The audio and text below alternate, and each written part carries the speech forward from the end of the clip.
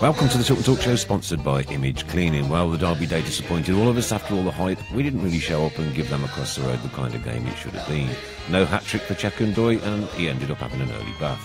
Millwall up next at Stands on Saturday. These are still must-win games, so we have to put the disappointment of not entertaining Manchester United in the FA Cup and the Derby game away, and now really knuckle down and get some more points on the board to ensure our safety in the Championship next season. Did anyone get the opportunity to sample a pie yesterday for the Who Rate All My Pies? It's widely rumoured that Jeff Horsfield will be on the phone at 8:10 talking about helping the Birmingham hopeless. And we have a special guest in tonight in Adam Yates, who has recently suffered a life-changing injury during a game for Port Vale. I'm sure we will give him a very, very warm welcome. OK, so once again, as always, strap yourselves in on what will probably be a very busy show. Here is the world's one and only Tilton Talk Show. Let's hear it from the stand. So come on, City, sing this song once more. We are the lads from Tilton. We'll support you till the end of the day. We're so happy following the blues. We love you, what more can we say? We are the lads from Tilton. We'll support you till the end of the day. We're so happy. Oh, dear, I didn't really mean the Birmingham hopeless, I meant the homeless. Do beg your pardon, do beg your You're pardon. about is he helping our midfield? OK, so here we are, it's Monday night and we're not in the best of moods. It could have been a whole lot better. We could have been playing Manchester United in the FA Cup next, and we could have been singing the fact that we'd won the Ding Dong Derby. Neither come off. So here we are once again on Monday night's Tilton Talk Show, as happy as can be. Yeah. Wouldn't have it any other way. Completely hopeless. Not at all, not at all. A very special welcome to Adam Yates. Good evening, Adam. Evening, boys. Adam is ex-Port Vale, so we give him Birmingham City warm welcome to the Tilton Talk Show, and he's going to be talking shortly about an injury he suffered recently on the pitch. I got to know him in the Black Swan a few weeks ago, and you never know who you're going to bump into, do you, in life? You don't, do you? No. Anyway, your analysis on the game on Sunday, please. Look, we were Can't do pregnant pauses. We were beaten by the better team. Yeah. That's as simple as that. They're second for a reason. They've got better players. They've got better technicians.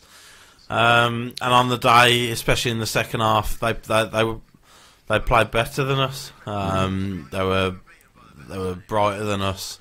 They looked more threatening going forward than us. And they scored the goals at the important times and the right times, and that's why they won the game. Yep. We did at the post, though. We did at the post, and I'll maintain. On our side again. Yeah, maybe. I'll maintain. Plenty of instances in football over the years that goals change games, and if we take the lead, that it does change that game. I think it was on about half-hour mark, just after. So if that goes in and we hold out for half-time and we're 1-0 up at half-time, it's a completely different game. But I mean, it was our only shot on goal the whole game, and so I'm not hinging it all on that, really. No, not really. Can't. No. Adam Wilkes wants to know if you know Robbie Williams. The comments are in already. Well, if I did, I'd probably turn up in about 100 grand car. Paul Gill, anonymous for most of the match. Players need to turn up was the same against Huddersfield. Why did we play Gardner in a game like that? Yeah. I know I'm asking you. Listen, look, it's going to come up. There's no point asking me why we didn't pick a different midfield, because you know my thoughts on our midfield. But I think I saw a stat put out on Twitter that Gardner put the ratio of chances created per minutes played. He's third in the division. So all the criticism he gets that he's not the player he once was, and he hasn't got the legs that he did once have. Yeah. When he's playing, he's creating chances for us. And when we're not a team, I think we've scored 22 all season. So we're not a team that goes out and scores plenty of goals week in, week out. So to not play someone who, when he's playing, is creating chances is a strange one. Good call here from Luke Gibbs. Too many new players in our team that doesn't know what a derby is all about, other than Davis and Gardner. They'll have a whole team that know what derbies are about. Do they? What does Snodgrass know about the Blues Villa derby? You know, I think they've got 5 people in on loan in the summer, in the summer and the window, and the window just gone. So I don't buy. You don't know what it's about. Listen, we've had a few home games recently in the last couple of weeks. The fans will tell the players. You know, the players go out in Solihull or in the town. The fans will tell the players what this derby's about. They knew exactly what this derby was about. Jenkinson put in. They get the buzz off Twitter and that, don't they? Yeah, of course they do. They know they're professional footballers. Yeah. They know exactly what the derby's about. You know, they're not stupid. Well, one of them is, but but you know, they know what it's about. I don't think it's that Villa. I wouldn't even say they wanted it more. I don't think I come out of it questioning our desire or our commitment to the game. I just thought I'd look back on it and thought they were the better team. Sad. Never mind. Oh dear. But that's why they're second and we're fighting relegation. Yeah, absolutely. At the end of the day. Don't forget, guys, all you've got to do is share the stream on your personal Facebook page to be in chance with a nice prize in next week's competition. Prizes for this week are going to be around about 8 o'clock, I think. Around about, you've got two draws today. 2 draws this week, yes. So we'll prepare for those. And, what's the prizes we've got this week? We've got T-shirts, hoodies or caps. T-shirts, hoodies or caps. You can take your choice. How about that? Mm-hmm. Adam, can you play centre mid for us instead of Woodward?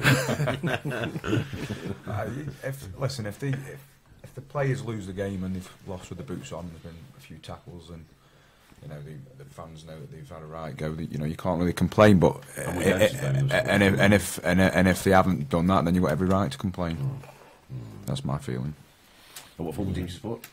Well, I used to support Pulwell when I was growing up. Oh, right. I never really. You live around that area as well? Yeah, I'm from Stoke. Yeah, so right. Chip shop?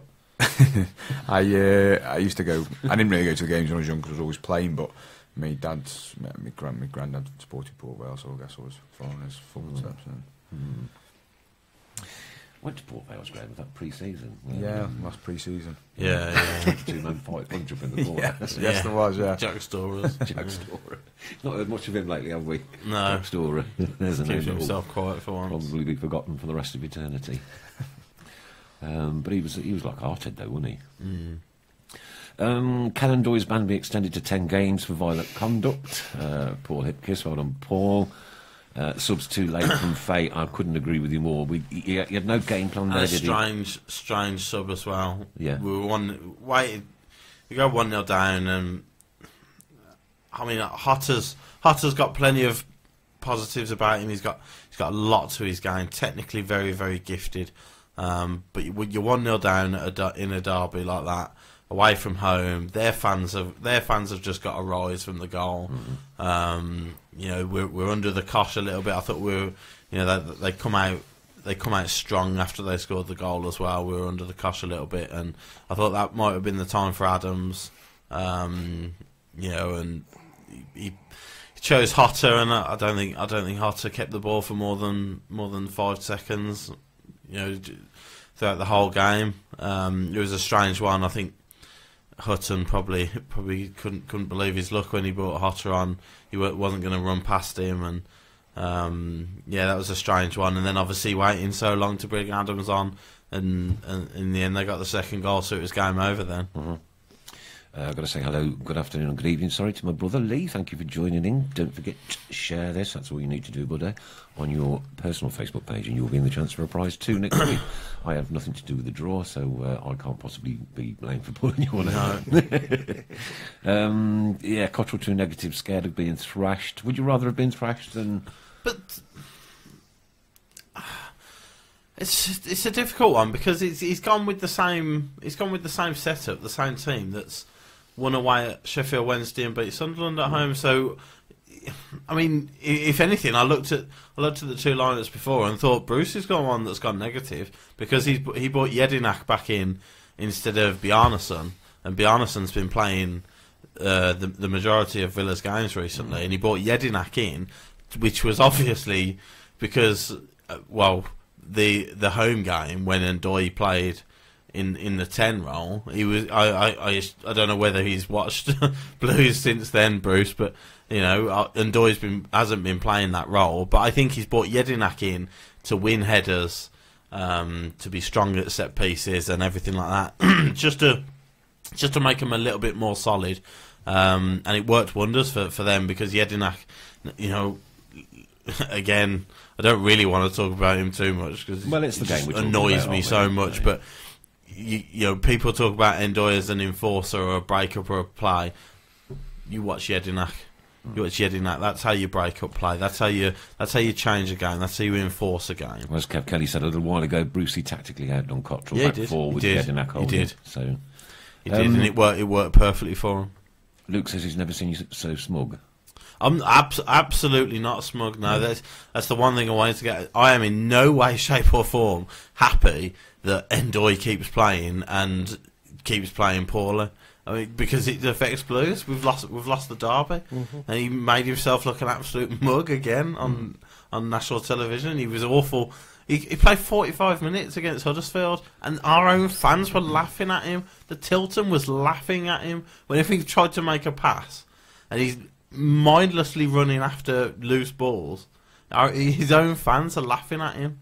It's such a, I don't know. It's such a bad situation. He's obviously the fact they've brought him in paid a transfer fee for him and brought him in on decent wages in the summer. They're trying to give him as many chances as possible, but he's getting embarrassed week in, week out now. He needs to be taken out of the limelight.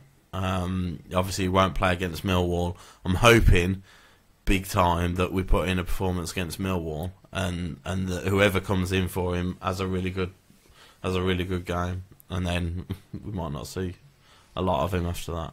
Right, okay. Am I the only one who thinks Magoma takes too long to pass or cross when getting into good positions, gets opposition's time to get back from Jamie Bevan? Yeah, I felt that, probably him and Boga a couple of times in the first half. 20 minutes in, I was worried. They really had us under pressure in the first 20, but then we got into the game. We did get into the game, and Magoma and Boga had a little bit of space and a little bit of time. Started using the full width of the pitch, and we were better towards the end of that second half. But I think he's right. It's decision making. Snodgrass's decision making is very good. Whether he goes inside or out or crosses it or plays it short, it's normally very good. Adoma again, and that's what separates your £10 million players from your free transfers from Sheffield. No disrespect to Magoma, because he's been brilliant the last couple of weeks, but I think that's what separates it, is decision making in the final third. And again, Boga. I think Boga's more a lack of experience than lack of quality. But yeah, they had half chances but didn't make the most of it. Stuart McDonald makes a good point here. Still can't see why Cottrell plays Sam Gallagher out on the right wing, picking up ball and then running into the centre. It's been proved he plays his best straight down the centre, running direct towards the enemy's goal. He wasn't going to get a lot of ball time though in that game, especially with Bruce playing Jedinak in front of him. I think that we play one up front, and they've got Terry and Chester at the back, and then Jedinak's in front of them. Gallagher's not going to get a lot of ball to feet, and the point about him going wide right and coming in, that's how he got his chance. He absolutely tore Terry. He spun him really well, and he's embarrassed Terry. Terry's ended up on the floor. So I don't think any one of them really had their best game. And I think that's what's disappointing a little bit, that we didn't, like you said in your introduction, we didn't show as good as we could give, and we made it a little bit too easy for them. And when they wanted to step it up, they could a little bit too easily. Okay, Millwall next at St Andrews. Must win. Yeah, well, they all are now, yeah. Looking at the table today, I think Millwall are probably the only team in the division that you could say have got nothing to play for. I think everybody above Millwall is still lingering on to hopes of playoffs. Millwall on 39. Yeah, everyone below Millwall are probably still looking over their shoulder. But yeah. I think they're the only one in that middle category who who won't go up and won't go down at the moment. You could categorically say they won't make the playoffs, but they won't go down. I think everybody else has got something to play for, and those are the sorts of teams you want to play towards the end of the season. I've got nothing to play for, but talking to some Forest fans over the weekend, and they are genuinely quite they're worried. They're Quite worried. Yeah, they are. I mean, they're only 5 points above us. Yeah. What we got? We got Millwall on 39, Queen's Park Rangers 36, Forest 35, Sheffield Wednesday 34, Reading 32, Bolton 30, Birmingham 30, Hull 29, Barnsley 28, Sunderland 26, and Burton 25. You were saying you reckon Burton have gone, had it? I just think they did well to stay up last year, and I just think it's a bit. Did well to stay up last year. Don't get me wrong, mate. Don't get me wrong. I hope Burton stay up because it's nice for a small club like that compared to the rest of the league to But you do can't well. see But with I just can't see it. I don't think Forest will go down. I think they've got too much. They've got some Premier League lads in there, or lads that are playing in the Premier League, and they've got some young lads. And if they come through this year with those young lads having stayed up, they'll do well next year. So who for you then? I think it's the bottom three at the minute. Burton, Sunderland, Barnsley? Yeah, I do, yeah. Yeah, I'm starting to lean that way. Sunderland. Sunderland getting a point on Saturday was gutted about that. You think we've battered them at our place. Yeah, their confidence must be on the floor. They're 3-0 down at half time. And you think, well, that's it. They're gone. They must be so low, and then they come back. That's going to give them a massive boost. That is. I don't know who their next games are, but you'd have thought that's going to give them a real boost. Right when they need it as well. It's them sort of games which you look back on. If they stay up by 1 point at the end of the season, they'll look back on that. I think that was the turning point, and it can one game like that can turn your season. Of course, it can. Yeah, definitely. I mean, look at us a couple of weeks ago. We were at the bottom. Yeah, yeah. Well, Derby, the Derby when we were 2-0 down and scored 2 goals in injury time to draw 2-2 at them, and then they just fell away completely. It's that you get those games come February, March time, and it could completely change a season. And from Sunderland's perspective, they'll be looking at that saying, you have to be thinking that the players must be looking at that now, saying, right, that's our turning point now. But we're going to make it. It's got to be from now on. Yeah. You've been involved in a relegation scrap yourself? Not so much a relegation. Not so much a scrap. I was injured. We got relegated last year, and I've been injured all year with the cruciate, so I've got a relegation on my sleeve without playing a game that year, which is disappointing to say the least. Definitely come and join the Blues. It's one of them where those relegation scraps, it's not so much who's got the best plays, who's got the most balls, and you'll soon find out, because you'll see teams starting to die off and die off a bit of a death with it now. I think once a team starts to fall in that championship, and the team gets a little bit of momentum, like you've just said, Sunderland may do, you'll start to see people dropping like a stone through there. But I don't see Sunderland going down. Not after. Oh, I do. Sorry, see Sunderland going down. I was just going to say, even that point in there coming back from 3-0, I think the rot set in there probably over the last 2 years. It's not just an overnight. It's difficult thing. to get over it, isn't it? Yeah. A massive club to be in. Well, another one as well, Reading. Yeah. I'm looking at Reading, and they've fallen away massively as well. And playoff finalists last year, a penalty shootout away from the Premier League. And this season they've still got Jaap Stam as manager. They've still got the players that were on a promotion push last season. Like Adam said, have they got it in them to turn that around and get themselves out of it? Have they got the fortitude to, when everybody else is Burton are used to scrapping away and trying to stay up. Barnsley will be the same. They've got the same sort of players that will be used to scrapping away and at the bottom end of the table. Have Reading got those sorts of players? Have Hull got those sorts of players? The next 15 or so games will tell, but here we go again. Yeah, but again, we've got those players who are used to. the majority of our players went through it last season, so they know what it takes to get out of it. Even if it was the dying embers Benji last Smith season. says Reading will be all right. They've signed Chris Martin and Michael Quinlan. Finally on Mr. Fun's side regarding Undoy. Didn't take a lot. It's not a side I want everybody to. I don't want people to look at our midfielder and go, what how absolutely rubbish. But it's just the first 5 minutes.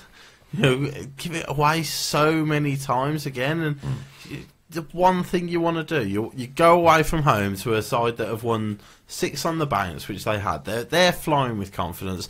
They're sold out. The last thing you want to do is give them plenty of opportunities to get at us, and when you're one of your midfielders, it's just giving it away time after time. We didn't keep the ball well enough in the first 20 minutes. That I could throw that accusation at most of our players. We didn't keep the ball well enough. No. But he is the main culprit of that. James Goff, Millwall will be an easy game Saturday. We need 3 points. Sunday's just a setback, I'm afraid, James. Millwall. No easy will not game. be an easy Millwall are on fire as well at the moment. They're playing yeah. quite well. They looked alright at against Cardiff.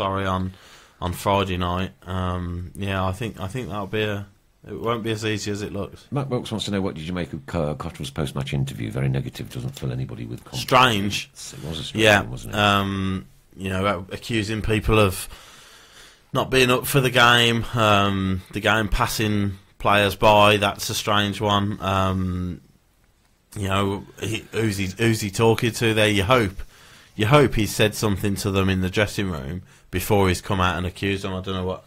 As a player, how would you like it if your manager didn't tell you what he thought and then said it in the press? Listen, I've played against Cotterell's teams, and I know that he's the most vocal manager I think I've ever played against. So he'll have threatened a few in that changing room. Yeah. And I would hope he has. Yeah. He'll have give his mind to them, and he'd have come out and publicly humiliated some. He'd never singled anyone out, because I don't think many managers would do that. Yeah. But he'll have done it. Those players will know they are, because he'll have told them in the changing room. And although the public probably don't know they are, he will have told them in the changing room. There's no doubt about that. If he's done that, They want a reaction, and then it's up to the players to react on Saturday, then, isn't it, against Millwall? And if we beat Millwall and those players play well, then Cotterell's job is done. He's done the right thing in essence. But I was surprised he come out and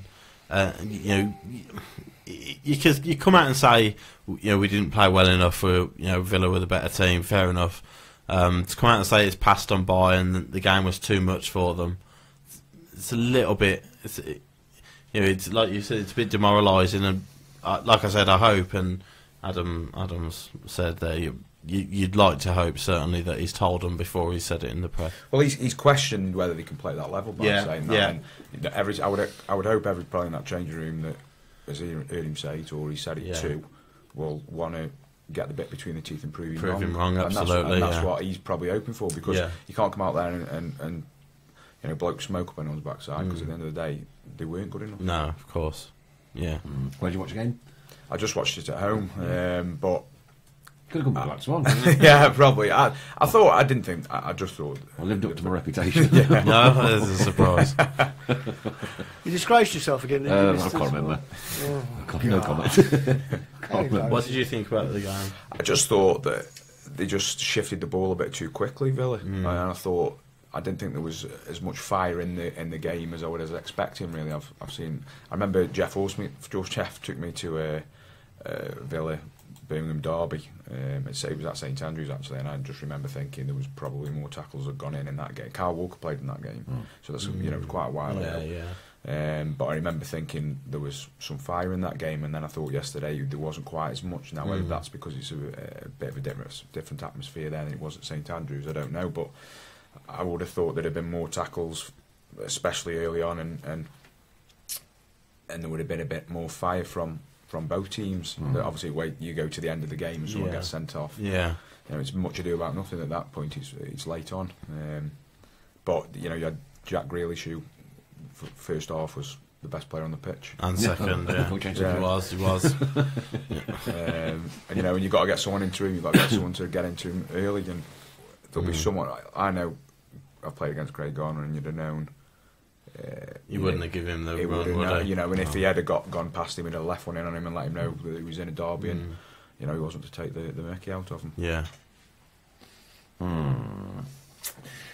All right, thinking of putting tackles in, then let's go to your recent injury. For those of you that are of a weak disposition or have stomach churning issues, if you see a little bit of gore, you were just about to eat your tea.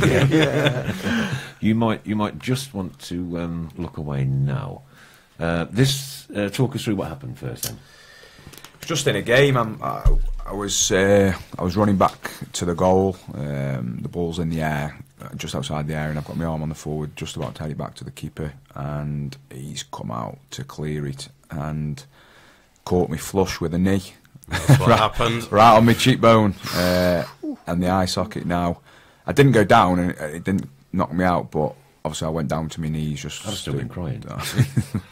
And the blood just started running, so I knew there was a lot of damage. So when was this? This was at the end of November, so it's relatively. I've had an op on it, so I'd had multiple eye socket fractures, multiple cheekbone, multiple nose, upper jaw, dislocated thumb, broken thumb, and then I had another crack on the opposite cheekbone and the opposite side of the jaw as well. So they let the swelling go down from that. And then a couple of weeks later, because the eye had dropped 5 millimetres, they cut down and put a titanium socket in. So I've got another couple of gashes around my eye. So I know it looks bad there, but I never. Says who were you playing at the time? It was against Morecambe, but I had no pain with the breaks. I had more pain with my thumb. They left my thumb out of socket for 2 weeks because they didn't realise it was actually out of socket. They thought that it was just a crack. So couple of weeks later. I've heard of professional footballers wanting Christmas off. Yeah, I know. Trying to get a sneaky injury. I wanted New Year as well. That's a bit over the top. Just a bit, yeah. So you still actually signed for Vale? I'm still at Port Vale, yeah. I had because obviously I had no socket in my eye and no cheekbone. There was so many breakages there. They had to put a titanium socket in. My eye had dropped 5 millimetres, so I had constant double vision. Right. So they put a titanium socket in, lifted my eye up, pulled it forward a bit again because it fell into my head a little bit. From November. That was November, and that is and that's that now. Is So kind of an amazing. They've done a great job. I've still got double vision if I look up, and hopefully that might improve, but it's not getting much better at the minute. So. If it stays like this, obviously I'll have to retire, which is saddening. But you know, How old are you? I'm 35 in May, so I'll have had a good career and I'll have been happy in my career with it. But not the way you wanted to not go the way out. you wanted to go out, is it? Or not looking like that anyway. Yeah, it certainly was a mess, wasn't it? You don't look 35. Well, I need a haircut as well. You need a haircut. So barber in Derby. Yeah, I'll get myself over there for You get the free man looking haircut. earlier, Yeah, didn't no you? problem. We go to the opposite Primark in Derby, in the city Yeah. centre there. There's a Does he do your hair? No. I was going to say I'm not going. Because he does. He's got a nice little barber shop down there. Yeah. Right, tidy little place. Proper old school. Yeah. Proper old school. I'll nip down next time I'm in The there book then. cafe. It's just to the side of the book cafe. Okay. opposite Was it Primark. your own goalkeeper? Or It was the own goalkeeper as well, which is even worse. Yeah. Did he feel bad afterwards? He was a young lad. I mean, he wasn't overly loud as a goalkeeper anyway, and I'd always been on at him every day in training to be a bit louder.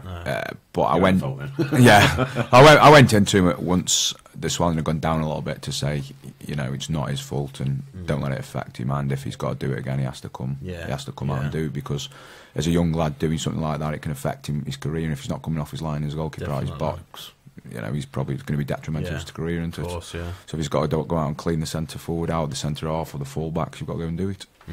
That's it. It's just part of football. Yeah. Can I just put this one in? Robert Dawes says, why don't you come down and play for the Blues? All our players have treble vision at the moment. Adam says there's always coaching. Adam, would you go down that route? I would. I mean, you've got so many people going down that route now, the coaching route, that jobs are so few and far between, and it's too easy for clubs to change managers and coaches. And they've got the spending power, especially higher, to do it, haven't they? You know, if you're going to go in and coach, I would want to go in and do a first team level, even if it was in the conference or even a touch lower than that to start with. But the jobs are, you know, so much in demand, and you only have to look at Birmingham over the last couple of years. That, you know, Yeah, they've of course, chopped and yeah. changed managers. That's no good for players or fans. You know, they need to find one and get a little bit of solidity into the club, and then, you know, build from that. You're obviously Port Vale as well. You've gone through the ringer over the last couple of years with ownership and managerial changes as well. You know what it's, you know, how our players have felt really over the last you get a manager and you got a way of playing, and all of a sudden you get another. I mean, Gary Rowett was a strange one for me, because I thought, I don't know how the fans felt about him, but we as players, knowing him and the type of, because he was at Burton as well, obviously, and I played against him a number of times there when he was at Burton, and I know people who worked with him, and he, you know, everyone had good things to say about him, really, and I couldn't believe that they didn't want him. And I would imagine, I know you can answer this, how many fans would want him back? Right. Yeah, That's another programme. It's brought up a lot, and the grass is never greener. You know, no, everyone of course. thinks I think it greener, was don't off-field. Maybe, disputes more than on-field. Certainly more than on-field disputes. But as you say, he's doing at Derby now, and you know, he's showing testament to his managerial ability.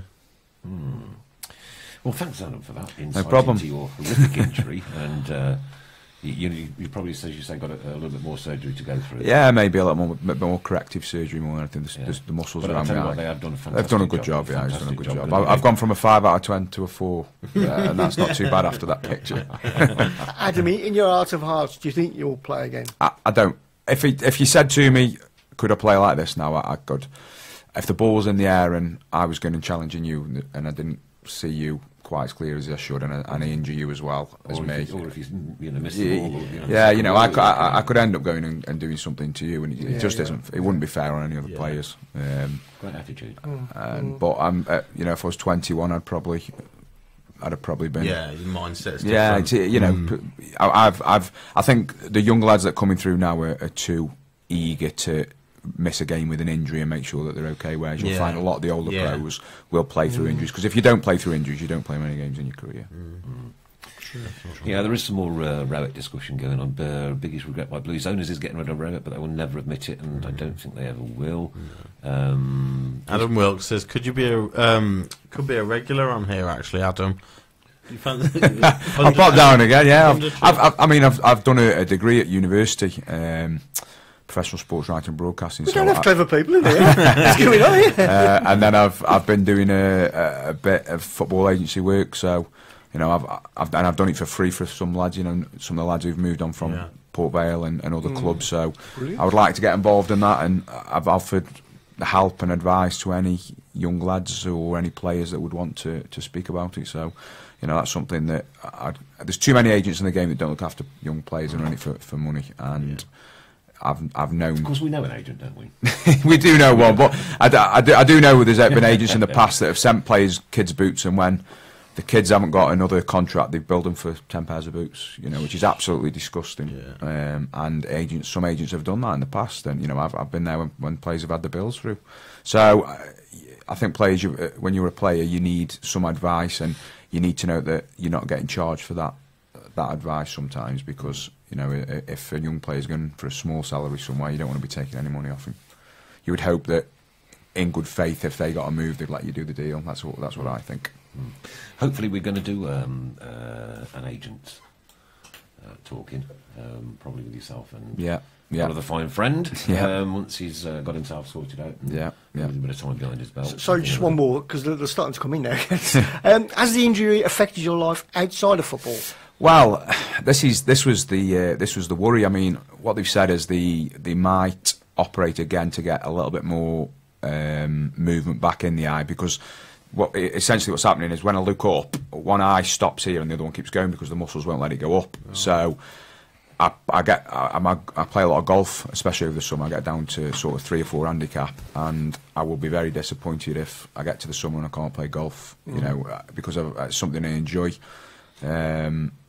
Can I get on a cycle and you know, a racing bike and go around the roads? Probably not the way I can see at the minute, because you know, you're down a little bit lower, and as soon as I look up, you know, if I play pool, if I go down to hit a shot, the ball's spread, the white ball does. So that's the point the vision goes. So the answer is probably it has affected my life a little bit at the minute, but I'm hopeful that it improves over the next 6 months.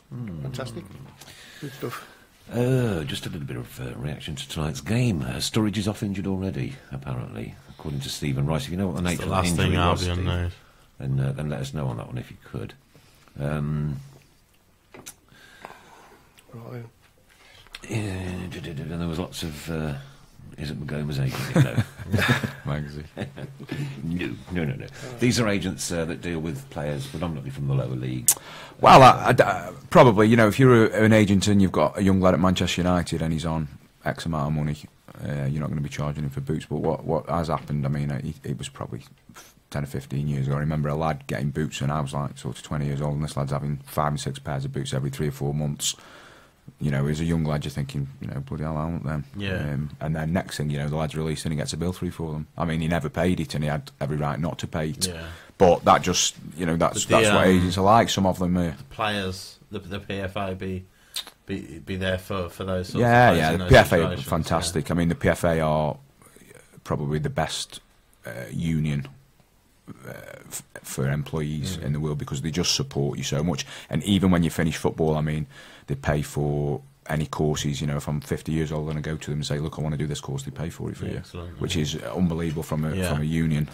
It's good for players to, obviously, Alexis Sanchez isn't going to worry about what he does when he retires, but for the lower league players, like you say, it's or even important. for the championship players that blow the money, because there's a lot of players that spend and all the money. And that was in the news today, wasn't it? Kieran Dyer was it? Has released his, I think, an autobiography is coming out from Kieran Dyer, and there was about the England England set up in 2004 and the gambling and lost new players that had lost like 100 grand in a day on gambling and things. So yeah, like you say, that's where the PFA comes in very handy for the players, and it's good to have that security blanket and something to do after football then.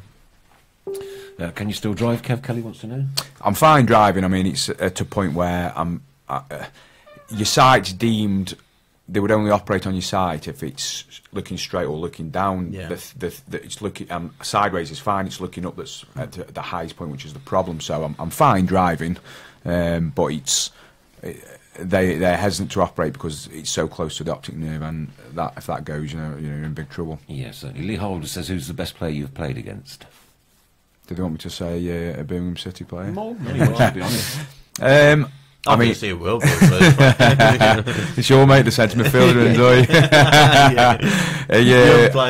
no way. I mean, I was in the same age group as Dean Ashton up until sort of 21 at Crewe, and obviously he had that horrendous injury with England, but he was an unbelievable player. And then we played Fulham in the Cup, and Dembele played there, who's now at Tottenham.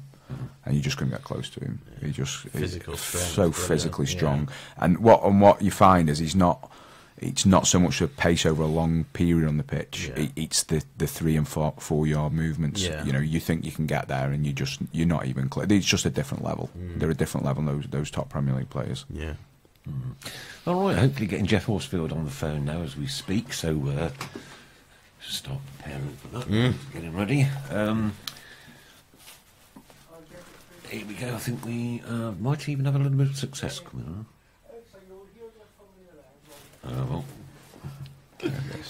Relegated by Easter, somebody said. Do you reckon? Rob Mack, will Blues be relegated by Easter? I can't. I don't think so. I think it's too tight for people to be going down by Easter in this division. The thing about the Championship, normally you look at it and say 50 points will get you safe. But how many games we got left? 15 or so. So, I think the sooner we get to 50, that's obviously your benchmark, and then you can, whenever you get there, you can look forward then. All right, okay. Are we there, Chris? Wonderful. All technical stuff. This Are we on? And a very big Tilton talk. Welcome to Jeff Horsfield. Good evening, Jeff. Good evening. How are you? How are you? You right? Yeah, I'm good, thank you. Cool. Right, okay, talk us through what you're doing with yourself nowadays. Oh, very a change from the football, what I used to be doing. I now house people with mental health issues, vulnerable adults and homeless people. So it's going really, really well, and I'm really busy at the minute. Smashing. Of course, we had the Baz and... Yeah, helping the Birmingham homeless, helping the Birmingham homeless. It was just before Christmas, which was a really nice show. So you're enjoying what you're doing now more than you did when you were playing football? Are you there? Elusive. Is he gone? And there he was gone. Has he gone? Yeah. Has he gone? No, I don't know.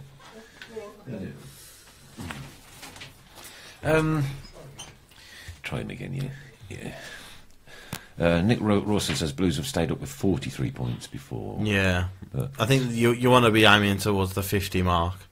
And I think if you go down with 50, you've been pretty unlucky. So that's a point a game we've got to get then between. Yeah. No, sorry, no, it's more than that, isn't it? 30. What are we 30. We're on 30. 30, yeah, a bit more then, yeah. Yeah. Yeah, you're looking at 6 wins. If you get 6 wins out of 15, right? You should be okay. And we've got home games where we can, pick up those wins hopefully. So we'll give Jeff another go. Is that better, Jeff? Yes, I'm back. Hey, Yep, that's better. Nice one, mate. Nice one. Where'd you go for a feed? Yeah. So, what sort of work are you doing with the homeless then, guys? Well, I house them. I've got two sides to it. I've got the Jeff Horsfield Foundation, which we try to raise as much money as we can doing different events. We had a sleep out on Friday night, which I think raised nearly £2,000. But I've got a business side also where I'll either invest in properties, buy them myself, and turn them into 4 and 5, 6 bedroomed supported accommodation, or I'll lease them and do them up and spec them up with the fire doors and correct smoke alarms and fire alarms. All right, so I suppose it's all has to be checked off by the councils and planning and stuff like that, I would imagine. Yep. So, yeah. Got a young gentleman here who's actually played against you. He's got a story or two. Where have you been hiding, Jeff? How are you, son? All right? I'm all right, mate. Are you? Yeah, I'm good. Hey, these boys have told me you're meant to come down here. You all right? Pardon? Are you all right? Wow, you've seen the picture, have you? Yeah. To Baden. So I've seen it. Jesus Christ. I look like you then. I didn't think you were that brave. I wasn't. I didn't see it coming. I did see it, mate. You're all right now? Yeah, I'm all right, mate. It's healed well, and I've got my eyesight's a little dodgy looking up, but I'll still be able to make you out, mate. All right, that's all right then, son. I have to get in touch with you and come and have a chat with you about this foundation. I've been doing some for the club myself. Oh, have you? Yeah, so I've been doing some for the Port Vale Foundation. So we'll get something sorted and try and. We'll get me number off the boys and we can sit down and go and have a coffee. Yeah. Chat, see if We'll probably have a beer, Jeff, not a coffee. Come on, Jeff, tell the truth. Well, yeah, if we meet before 12 o'clock, it'll be a coffee. We can start at 11:30. Yeah. Samuel Robinson says he needs a new job. Jeff, anything going, please? Bit of painting and decorating, I think. Painting and decorating, we'll do it all day, every day. And everybody's saying, good on you, Jeff, well done, blah, blah, blah, blah, blah, blah. Keep up the good work. The horse has bolted. That's when you went earlier. Look, I remember like watching you back in the day, and dear me, you'd run through people for that shirt, wouldn't you? Yeah. Well, listen, that's where I got. That's what I had to do. I wasn't blessed with loads and loads of pace, so I'd got to be strong and physical, and that's what my game were about. I think the old-fashioned centre forward, as they always used to call me, it's gone out of the game now. It's all about quickness and pace. So it's a shame. But it's just where I had to go through football and stamp my mark. I watched a goal against them the other night. Beautiful moment. Wonderful moment. Which one? Paul Hipkins says, I wish the horse would have kneeled down and headed that ball in front of the old end after he'd nicked the ball off Enkelman. I was going to do it, to be fair, but I didn't know anybody go behind me. But I don't think I'd be alive now. Somebody would have shot me. I really would. If I'd have done that in front of the alt end, I'd have been dead now. And Lisa Bunn says, all good times. Lisa Bunn says Hotter backs out more tackles in 5 minutes than the horse did in his career. Did you watch the game on Sunday, Jeff? Do I what? Sorry. Did you watch the derby on Sunday? I did. I watched it in my local in Warmley, which is absolutely full of Aston Villa fans. Oh no! It wasn't a good day, to be fair. What did you think of the performance? I watched it. I don't think we're not a strong enough team to get anywhere near Villa and teams like Wolves and Derby at the minute. I just don't think we've got a good enough squad. We really haven't. Yeah. Nick Rawson wants to know: can you still play in midfield instead of the Donkey and Doy? No. He did have a poor performance, to be fair. When he got sent off, I'm thinking, well, it gives somebody else a chance, because I don't know. It was a sending off? I don't know who's coached him or what, but his head's down on the floor and he don't seem to be able to. He can move. Do you know what I mean? But it's just one of those things where it gives somebody else another chance. Dean Lomas says, "Tell Jeff I said hello." I take it you know Dean, yeah. Yeah. But what was it like? What was it like playing in the local derbies? Though, back in the day, more at St Andrews, I think, rather than their place. Yeah, the first one. I think it was the first one in 16, 17 years, and the build it was immense. It was absolutely frightening. We'd been in the Premier League for the first time, and everything from as soon as that fixture come out in the whenever it is middle of June, everybody was just looking forward to that. I don't think any Birmingham City fan will bother about any other game apart from the first one. And we can always remember it, and I always go back to this story. We beat them in the tunnel. There was little Alan Wright and I think Dion, who were only interested in kind of having a scrap with us. They just didn't want to know. And he emphasised it with Melberg. He put an article in the newspaper saying he'd never heard of Birmingham City and he'd not heard of one of our players. So Bruce, he didn't even have to have team talk. He just come in and just said, "Listen, read that," and that was it. Yeah. I think we've had Paul Devlin on the show and Michael Johnson on the show, and they've said exactly the same thing as you about how you'd already won that game in the tunnel. As a footballer, knowing how much that game meant, walking out of that tunnel, knowing really in your heart of hearts that you'd already beat them, that they weren't up for this, that must have been an amazing feeling. Yeah, of course it will, because if you look at their squad on paper, they've got Melberg, they've got Alpay, Little Wright, Dion Dublin, Barry and Hendry that were in the England squad or just come out of the England squad then. They've got some fantastic players, and on paper they should have beat us convincingly, but once you step over that white line, as Adam knows, it's a totally different game. It really is. And listen, when you go to St Andrews and it's bouncing on a Monday night full house, it's an intimidating place to go. That's one of the reasons why I signed for Birmingham when I was down at Fulham. So yes, it's very, very intimidating, and I don't think most of their players wanted to know that day. And which was the better game, the Villa game or the Ipswich Cup semi-final? I always go back to the Ipswich semi-final game when we beat them on a cow field. To be fair, that has got to be one of the best atmospheres I've ever experienced. It were electric against Ipswich, but it meant a lot to me, the Aston Villa game, because it was my first Premier League goal. So, and as the infamous Enkleman, it made it a little bit special with that one as well when it rolled under his foot. But being a supporter, that Villa game was 16, like you say, 16 years in the making, and by it we couldn't wait for it. We were really up for that one. That was just, and again the Ipswich game. I've said it lots of times, but I took a profoundly deaf lad to that Ipswich game, and it's the first time in his life he'd ever heard anything. Was at the whistle, was right at the end. Oh yeah, that was it. I think I might have lost Jeff again.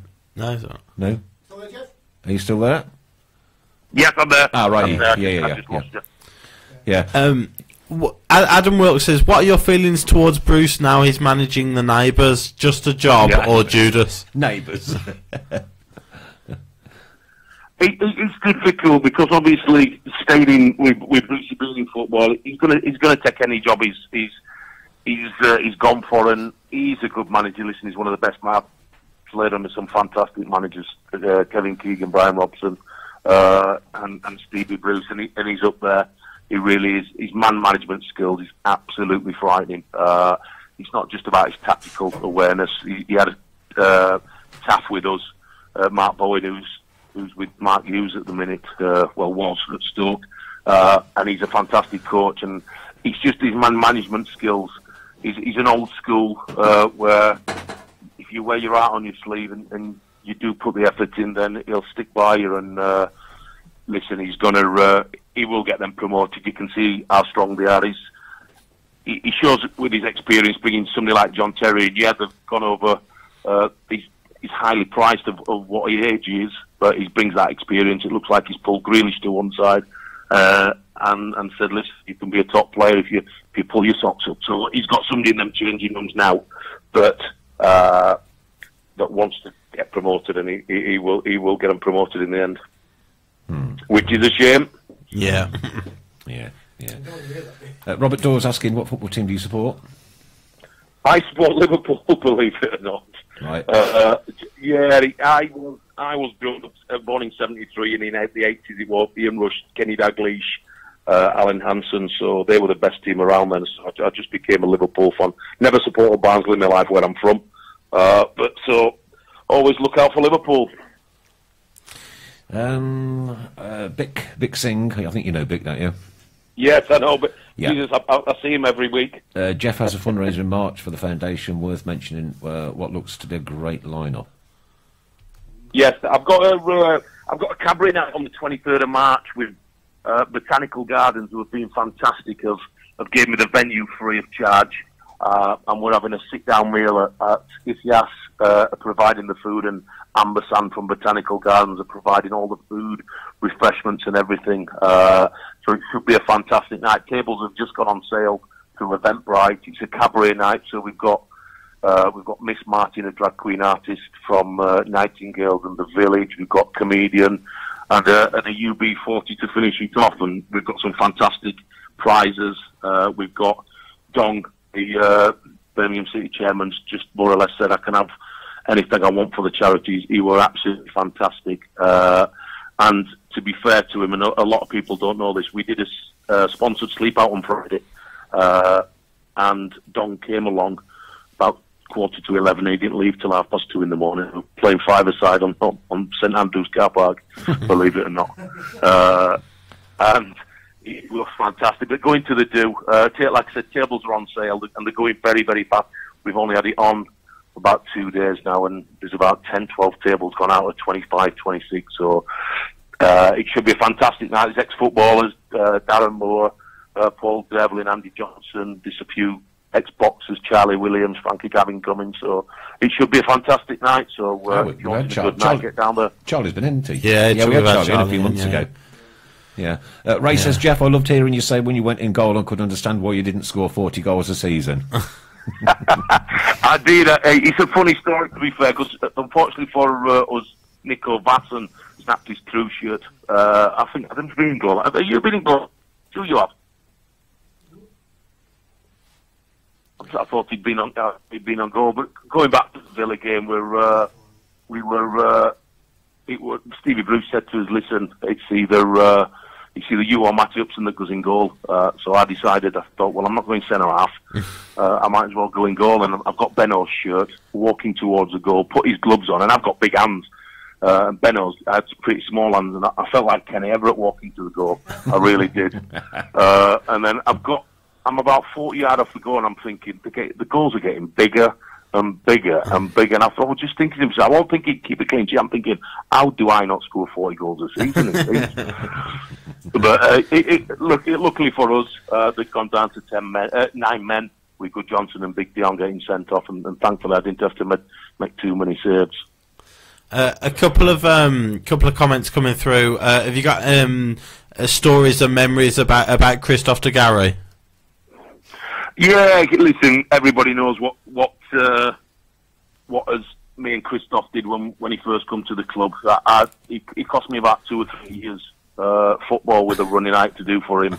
But as a player, he was just majestic. He'd got everything. Again, going back to I've played with Carnu, Karl-Heinz Riedler, Stan Collymore, top players, Paul Bracewell, Peter Beardsley, to name a few. But I think Christoph's got to be way above them. He'd just got everything. He really had. But I can always remember we went on pre-season tour to the Malaysian Cup with Chelsea, Newcastle, and Malaysian 11, and we got on the plane, and Bruce, we'd all had got to be down in reception, so we're having a team meeting, and he's saying, right, listen, lads, you're not going out, you're not having a beer, so I'll give you 1 day off where you can go and have a game of golf and a few sherbets. But I can't seem to be getting you too pissed. He said, so he's going through all this, and we're talking, and all of a sudden we hear this bing, the doors open. Christoph walks down. He's got his ripped jeans on, white shirt buttoned down to his belly button, a medallion on his hair slicked back. And Brucey says, Christoph, where are you going? She's team meeting. He went, I go out, gaffer. Just walked straight through and got in a taxi. Didn't get in till about 7 o'clock in the morning, nightclubbing. 2 birds on his arm.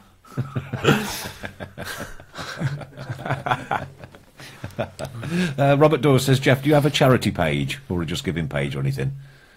Yes, it's the Jeff Horsfield Foundation, and it's Just Giving, so you can go through it with that as well. So I'm trying to raise as much money as I can. Going back to the foundation, we should, with this cabaret night, raise in excess of about 40,000, which is fantastic. And everybody that I've mentioned have donated things free, which is great. But I'm trying to acquire a premises in Birmingham where I can put a gym rehabilitation centre, a cafe, showers, emergency accommodation for people that are homeless and the armed forces. That a lot of people, ex-armed forces, that a lot of people don't want to house, which is a shame. And you go back to it, we've got cars. We're in 2018. We've got cars that park themselves, and we've still got thousands of people that are homeless on the streets, which is it's ludicrous. It really is. A couple more comments here. Adam Wilkes says, I bet you get more money if you dressed in a dress, Jeff, and joined the drag act on stage. Well, the thing that we were going to do, and this is a society again, we were going to do that and then finish it off with a full Monty. I've got all like got loads of ex-players that were going to do the full Monty, and we will do for a laugh. But was beyond our means, have said that it's either sexist or I can't even remember the word that said it'd give you bad press. The politically and I said, well, listen, correct, I'm trying to raise money for homeless people. If somebody's gonna bad press that, there's something wrong with the world. But he said, well, listen, we don't want to tar this brush with being sexism and all that. So it's to be fair, it's a load of rubbish. But it'd be hilarious during the full Monty. But we'll have to do that somewhere else. Robert Dawes says, what did Savo say to Dublin? Spill the beans.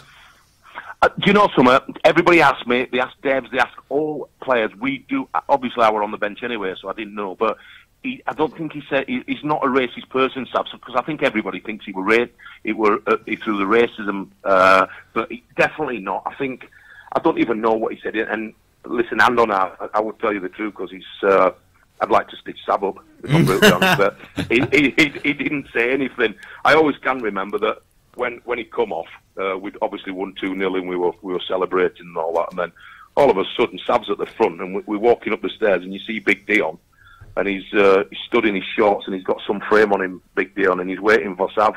So Sav takes a detour and hides behind me, Matty Upson, who else were he hid behind about 4 or 5 players. So he shit himself, Sav, to be fair. A couple of people comments on obviously the current situation at Blues. What your thoughts on Cottrell as manager and the club's ability to stay in the division this season? Well, if you look at it, I thought it was a weird one when we got Harry Redknapp. I really did. I found it strange that he'd want to come up here at 70 when he's got his gaff down south. So I thought that was a bit of a strange one. But with Steve, we've got to give him a chance. We can't keep chopping and changing. It's wrong. I know some people don't want him as manager. But who else we're going to get? If we keep chopping and changing, then we're not going to get anywhere. We're really not. And I think with the few results, apart from the Villa game, the few results and the others felt solid. But the two before, we scored a few goals. I think we'll stick by him. Obviously, I don't think we've got as much money to spend. We're going to have to get loan players in, but it's something we've got to get a bit of continuity, and hopefully we can carry on that forward and stay. I think I'm not saying we're too good to stay up, but I think we've got a little bit too much in the change rooms to go down this season. Yeah. Adrian Howell says, good luck with it all. Jeff, we need to talk or reference this homeless gig we discussed. Paul Hipkiss said, what would the horse do if he saw players taking selfies in the dressing room and dabbing? Oh my God! Do you know so much? Again, going back to society, can you remember? There were a picture of Ronaldo when he cut his face and he asked for the physio's phone to see if he'd got a scar. These people that put in hairspray on it, it's like you look at Jack Grealish with his hair and all that. It must take you about an hour before to get ready. What ridiculous, isn't it? It's absolutely ridiculous. You go out to play football. I think the male models are from this time. And again, if you go back to it, look at the different coloured boots. I never ever wore a colour boot apart from black. Yeah. But now, you don't see a black pair of boots now. There'd be one orange one and one blue one on the same player. Yeah, What's all that about? It's a match them now, but it's the money that's in the game. They're costing £200-300 a pair now, I think. I don't even think I've got a pair of football boots. I'm borrowing them. Got to say hello to Alan Roy, who's just joined us from up in Newcastle, and we'll be seeing you on Thursday, my friend. Wilf Clark says, what do you think of Super and Doy? I think he's a very, very poor player, if I'm brutally honest. Right. The last few games I've seen him, We have a check and Doy moment every week on the show. very poor. Well, it's not just a moment. And we're getting suspended. I think it's not a bad chance for somebody else to come along and try to take his place, because he's been very poor this season. Yeah. Yeah. Agreed.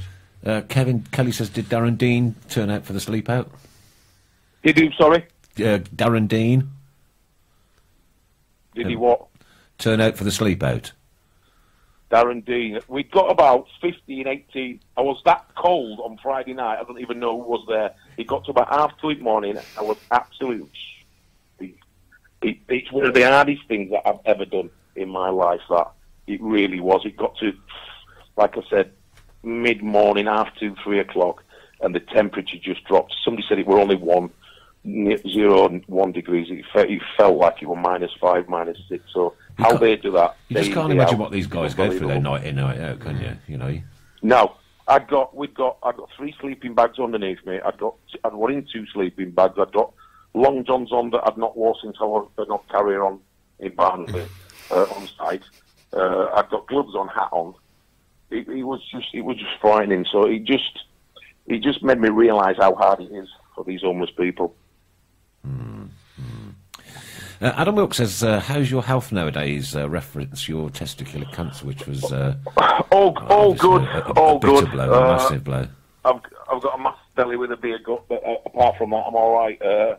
All clear through cancer. The blood clots and everything are fine. Don't have to have any more things like that. So I'm all good at the minute. So thanks for asking, because a lot of people don't want to ask me about the cancer side of it, and it's just so much. It's just life at the end of the day, and it's I'm here to tell the story, which is good. Touch wood.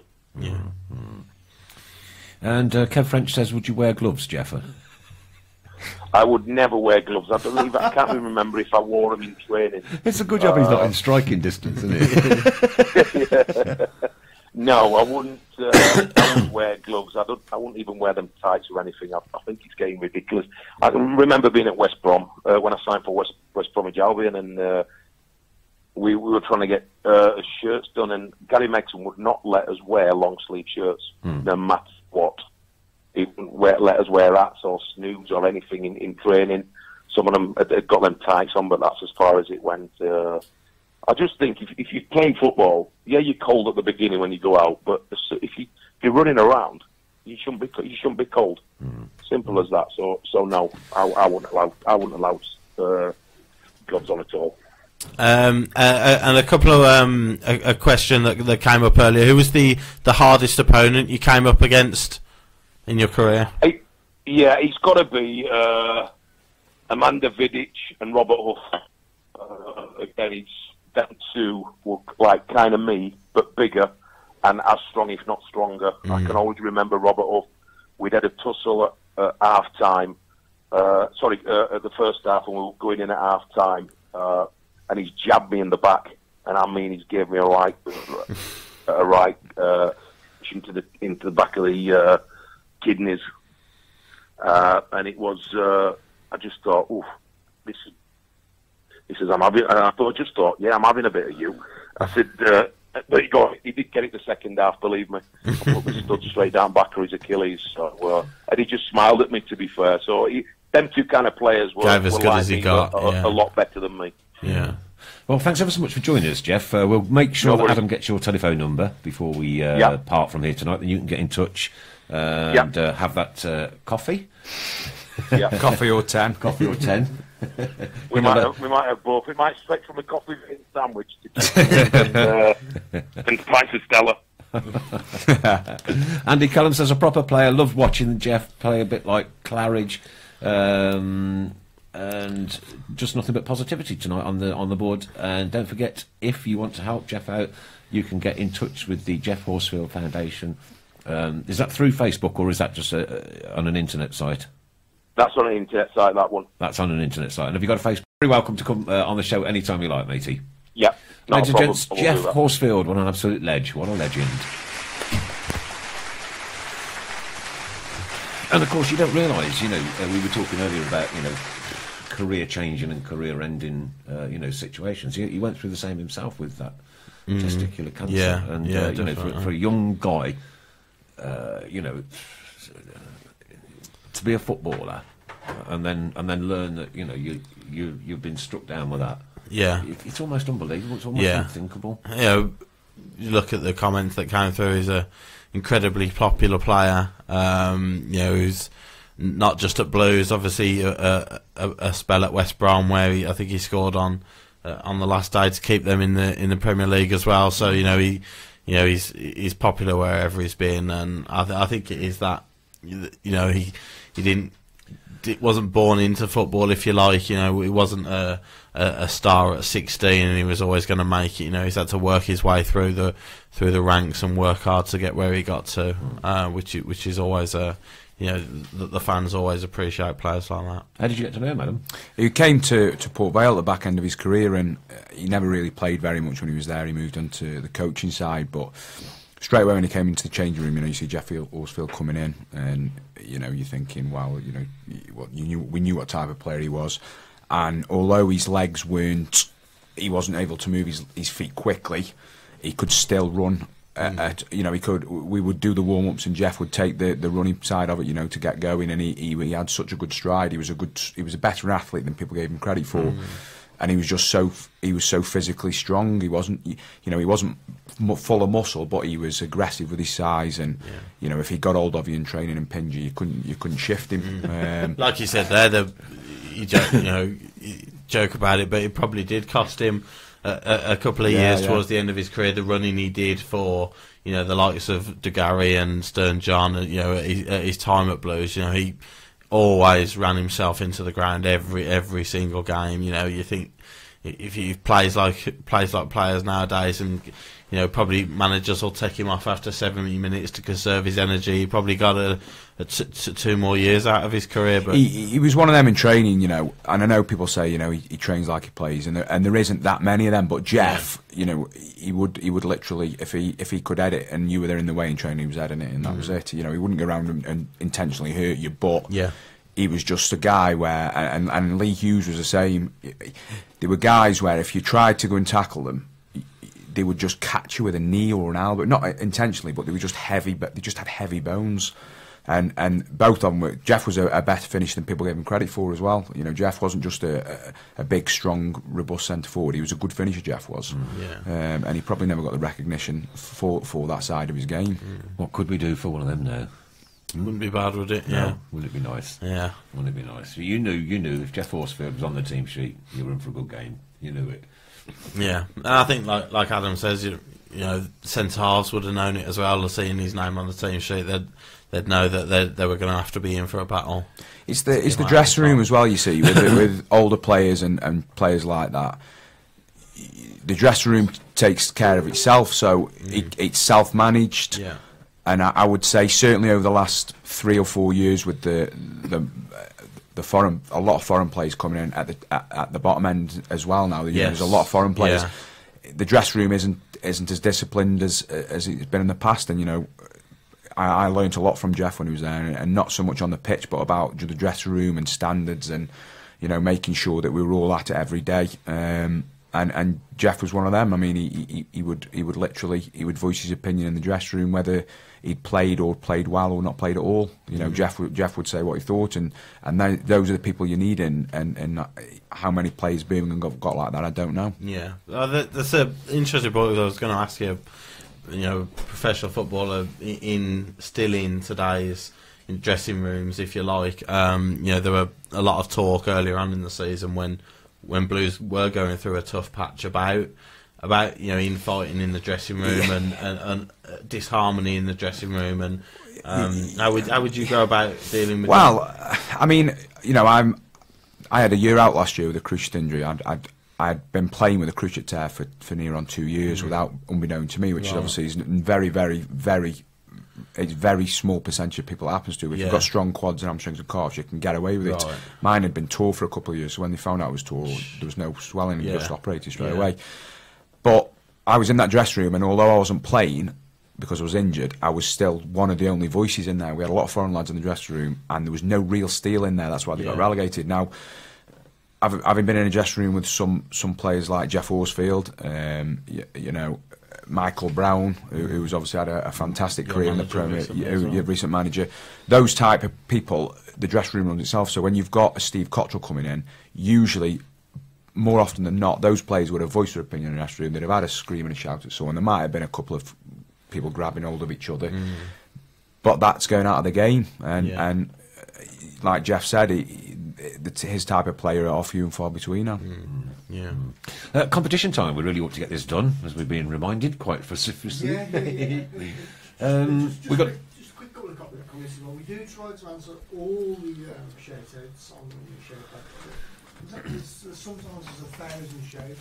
It's just physically impossible. So we do apologise. But we do read them. We've got three computers on the go here and a phone. We do have this. Yeah. Can you give a quick shout out to some of the groups and pages that have shared our? Yeah, absolutely, of course. So we'll go through. I will go Blue Nose Nation, Birmingham Appreciation Society, Accessi Blues, BCFC Followers.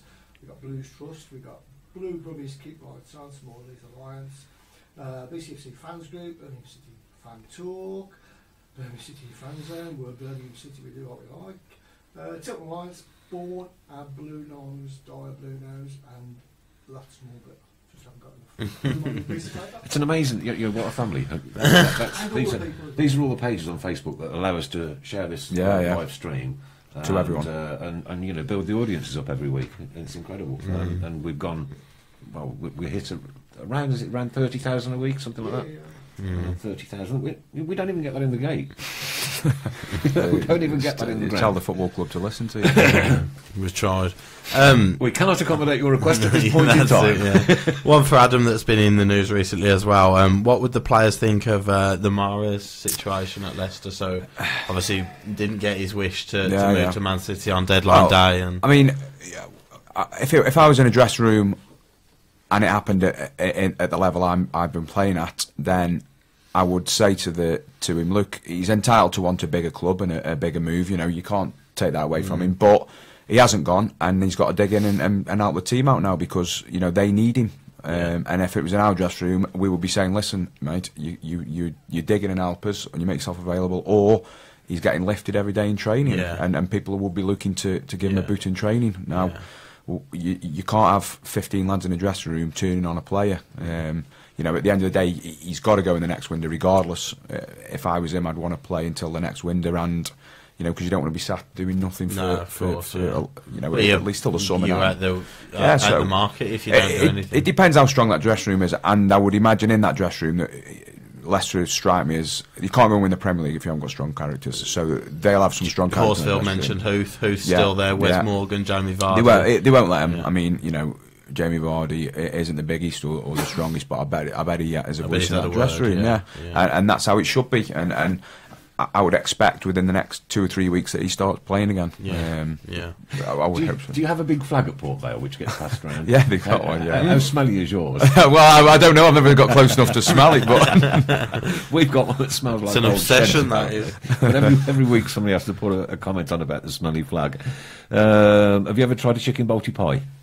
No, I haven't. But why are you going to get me one? No. Here's the catering, man. No. Yeah.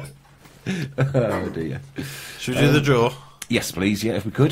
Can I just quickly check my mic? Oh yeah, my mic's knackered. Okay. Broken. Go on. Broken. Don't speak to Chris anymore. Broken. All right. Okay. For some reason. You want 2 names pulling out of this, Mrs. Brown? Sorry? 2 names? Okay. Yes, Yeah, no, there you go, out sir. that one. One out of this one. Oh, right. If you want to pick this one, I think. Dun, dun, dun, dun, no cheating here. Look at this. Look at this. I hope it's not your brother.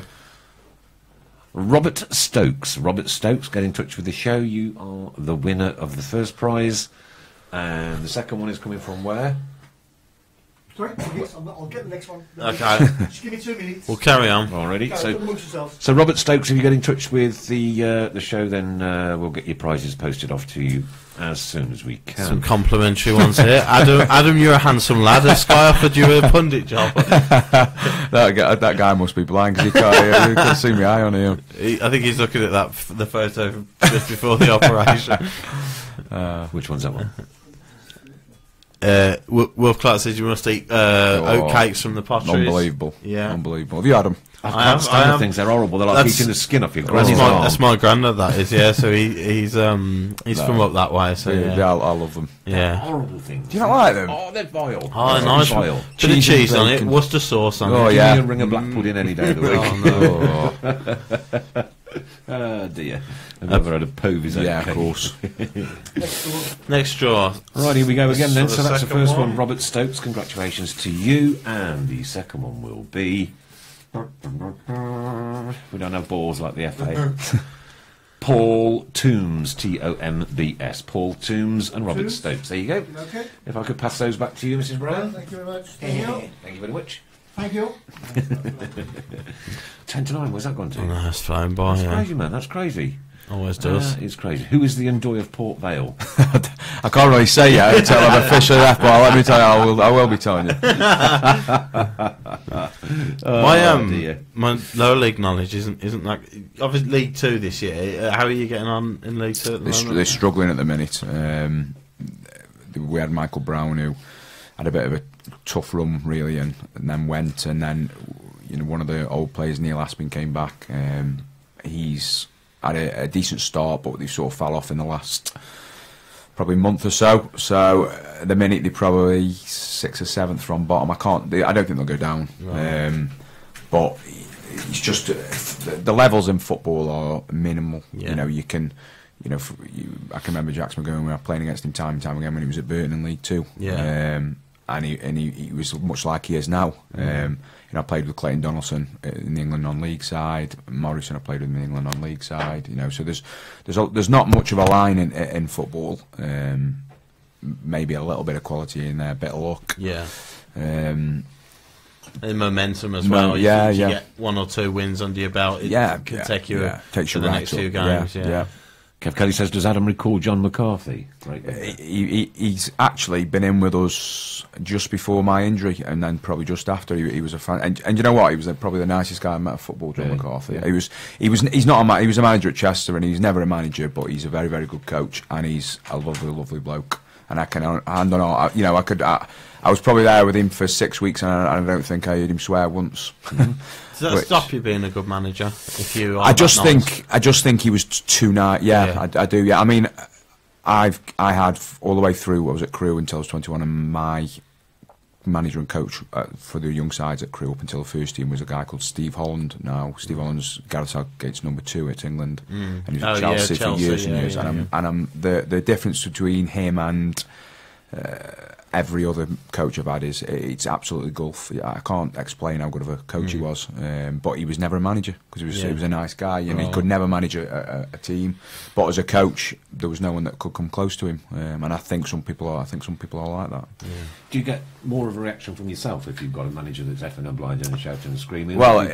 Jeff came in at a time when we had Mickey Adams. Now Mickey Adams was 5'6", and he was brazen and loud and bold, and he would swear and shout and threaten you, and he got a reaction out of a lot of players. He broke the ones that weren't mentally strong, and that's how he managed. And he was an old school manager, and he liked Jeff. And if you ask Jeff about him, he'll say the same thing. Tactically, he was okay. He didn't want to move on with the sports science side of the game, and I think that's why. He's not really managed anymore because he was an old school manager that wanted the old school ways and trusted the old school ways. Yeah. But he knew that how to get the best out of the players he'd got, and that's why he'd been successful as a manager quite a number of years ago. And he got us promoted at Port Vale when we were in administration, and then he sort of lost it a little bit, and then he went. But he was a manager that would scream and shout and threaten you and tell you he's going to fill you in outside after, and But I had more respect for him probably than any other manager I've played for, which is funny, really. But as you say, if you're not mentally strong enough, you would fall by the wayside. You break them, and Cottrell's the same. Cottrell's a manager where I think he'll have to take a little bit more of the sports science on board. And Mickey Adams went to Sheffield United in the Championship, and he took the way he managed us at Port Vale to Sheffield United. And the players, it's a different kettle of fish when you're on 20 and 30 grand a week. If someone's screaming and shouting and swearing at you, you don't want to listen, you don't listen. At our level, you're on probably 50, 60, 70 grand a year, and someone's screaming at you, you don't really want to lose any of your money. Of course, and it's a totally different kettle of fish. But Mickey was, I still call him Gaffer now, I would never call him Mickey. I call David him Gaffer. Curry, like Adam tells the truth, top man. What are Adam's thoughts on VAR? That's from Paul Hipkiss. I'm going to have to get a motor on there. It's got to be used in the right context. If you go into it, I saw that a game when they went 6 or 7 times in the first half of the week, and it was just a farce. I mean, he'll improve over time, but you can't be doing it that many times. If you go into it 2 and 3, it's hard to say that because if you have 8 penalties in a game, you've got to check it 8 times. I can't imagine that's very, very rare, but if it's happening 2 or 3 times a game and they do it, I think they should have a referee on the monitor that gives a decision within 5 seconds of the ref blowing his whistle. And if they do that and it speeds the game up and it gets more decisions right, then so be it. But it's only got to be the major decisions. Keep right on, boys. Keep up the good work. Okay, Birmingham City versus Millwall at St Andrews Yes. on Saturday. Predictions for this one, please. I think we've got to bounce back. We've got to show. We've got to show more than we showed on Sunday. The fans will demand it. I think it'll be a good turnout again. As mentioned earlier, they're on a good run, so we're going to have to play well. I think we will bounce back, and I will go for a 2-0 Blues win. 2-0. I'm going 2-1. 2-1 me. 2-1 me, Mrs. Brown. 2-0. 2-0. So it's all twos. It's just we've come off the back of a bit of a disappointing Huddersfield, especially second half, and obviously the Villa game as well. It's never nice to lose a derby, but I think the confidence is still there in the group of players. What they've shown since the turn of Christmas in performances that we are capable of beating teams, especially at St Andrews. Where we've been relatively strong apart from the derby game since Christmas. I think if you don't get a reaction after what the manager's come out and said, you're not going to get one at all for the rest of the season. So I think the next couple of games will be a turning point. Do or die. Yeah. I know you're going to wrap up any second, but I've got the mic fixed now, so can I just quickly give a shout out? Yes, you can. And thanks to everybody who shared the stream, but also Oldo Blue Nose, Blue Nose Nation, Birmingham Appreciation, Excessive Blues, BCFC followers, fans forum, fans group, BCFC fan talk, Birmingham City official, Birmingham City fan zone, Birmingham City, Tilton Alliance, Born of Blue Nose, Boys, Blues Trust, and Blue Brummies. Keep right on. Thank you all very much. Yeah, it means an awful lot, Cher, allowing us to There's a lot more than that, more pages to do this, and obviously reaches out to Blues fans, which is all we're interested in at the end of the day. And results. Well, we can't. Yeah. Talk about results. We don't talk about results. I just hope that we're sitting here next Monday in a little bit of a better frame of mind than what we were today. Yeah. Really, 'cause, I think we will be. You know, my positivity is still there that we can get out of it. I think someone just mentioned who replaces Endoy in the middle. I think I would put Gardner in. You know, and maybe it depends on Davis, because Davis got. That was another thing about Sunday. It was unfortunate. Davis got injured quite early on, and he was never quite the same since. We lost that dynamism from him. You know, he went off. I think he went off and got some painkillers. So it was obviously playing on his mind. You know, and I think we lost a little bit of spark there. If he's back 100%, then you know he makes a difference, and hopefully just make those the right decisions in the front line. I think the first goal is important, but hopefully we could come away with a win. Pete Taylor says, I'd like to see Keefton, Bell, Gardner and Lowe in there. Davis will be injured. And Paul Gilmagoma didn't look right. Lowe and Gardner too similar. Well, if they both played, then it's a worry that they're too similar. Obviously, I think if everybody's fit, Keefton, Bell and Davis are part of that too. Yeah. And then, like you say, I would put Gardner in as the third. Right, okay.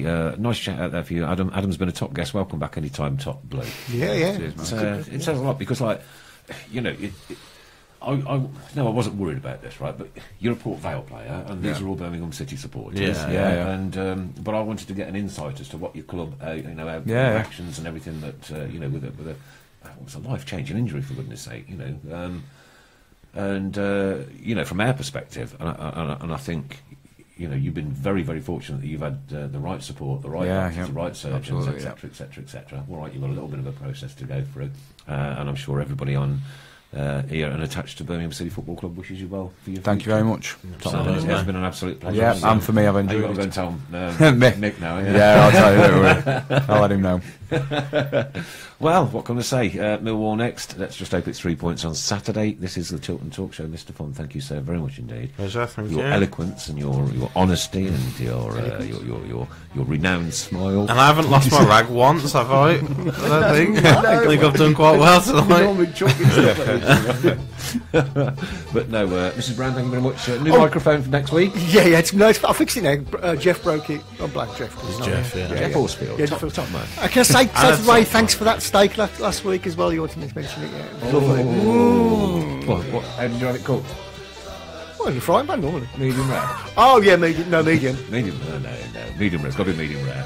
Still got to be a bit of pulse in it, you know what I mean? That's right, medium rare. Bit peppercorn sauce. Adam Yates, thank you ever so much for coming in and being part of this show. You're now immortalised on the Tilton Talk Show for the rest of your life. And we'll hopefully see you guys next Monday. Be with us 7:30 through till 9. We could have some interesting guests in next week as well. Might do, yeah. Yeah, if we can pull that one off, that would be a good one. And then we'll get a date set for Nick and the other guys. Yeah, to come down. no problem. And we'll get that done as soon as possible. All right, okay, keep right on to the end of the road. This is the Tilton Talk Show. See you next Monday. Sponsored by Image Cleaning Consultants Limited. If you want to ring them at any one time, it's 01216 681 1023. It's on the page. Office cleaning. What else do you clean, Chris? Just offices. That's it. Just offices. So if you haven't got an office, don't ring in. See you next week. Keep good. Keep right on. All the best. Good night. Thanks, Adam. Thank you. Cheers. We have the cheapest tops here at St Andrews. They're gonna give us what we're longing for. It's Birmingham forever. Let's hear it from the stand. So come on, City, sing this song once more. We are the lads from Tilton. We'll support you till the end of the day. We're so happy, following the blues. We love you, what more can we say? We are the lads from Tilton. We'll support you till the end of the day. We're so happy,